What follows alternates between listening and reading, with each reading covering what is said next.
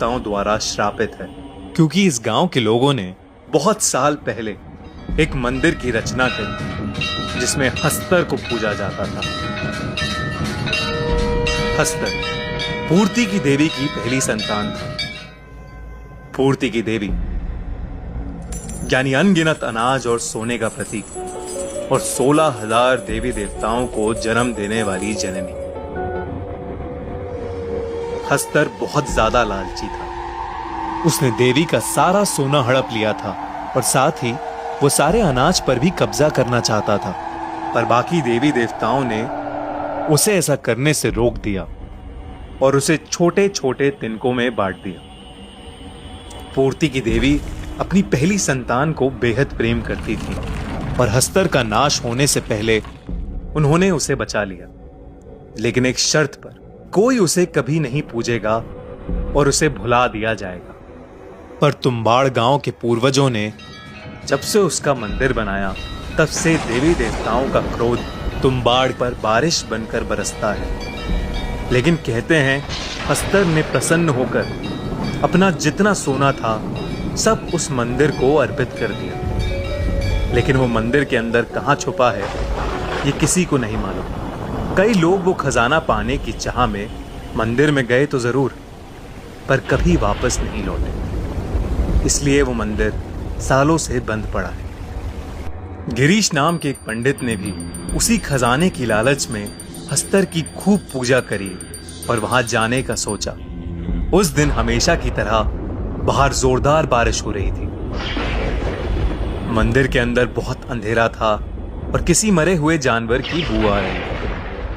अपने हाथ में मशाल लिए वो आगे बढ़ा। उसका पैर एक हड्डी के ढांचे पे पड़ा और उसने देखा कि उसके आसपास जंगली पेड़ों की लपट में कई लोग अधमरे से पड़े थे। वो ये देख के बहुत घबरा गया, पर हिम्मत करके आगे बढ़ा। उसे अचानक एक जानवर की दहाड़ने की आवाज आई। उसने छिप के देखा तो आधे इंसान और आधे भेड़िए जैसा जानवर किसी इंसान की चमड़ी को चबा रहा था। गिरीश ये सब देख ही रहा था कि उसके बगल से और वो उनसे बचते बचते नीचे गिर पड़ा।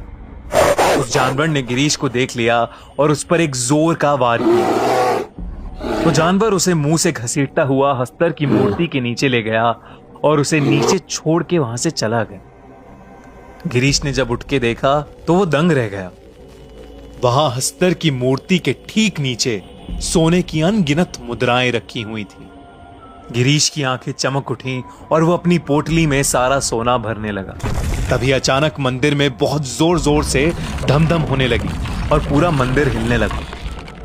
जब गिरीश ने नजर उठा के देखा तो हर तरफ से भूतों की फौज हाथ में मशाल लिए उसकी तरफ आगे बढ़ रही थी। ऐसा डरावना दृश्य देख के उसके पसीने छूट गए और वो पोटली वहीं छोड़कर बहुत जोर से दरवाजे की तरफ भागा और किसी तरह वो आग में लिपटा हुआ मंदिर के बाहर पहुंचा। बारिश तेज थी जिसकी बदौलत आग तो बुझ गई, पर उसका सारा शरीर जल चुका था। सभी गांव वालों ने उसका बहिष्कार कर दिया और उसके बीवी बच्चे उसे छोड़ के चले गए। उस दिन के बाद गिरीश सबको पागलों की तरह बोलता रहा, अंदर मत जाना, अंदर मत जाना। और उसने अपना सारा जीवन उसी मंदिर के बाहर भीख मांग मांग के निकाल दिया।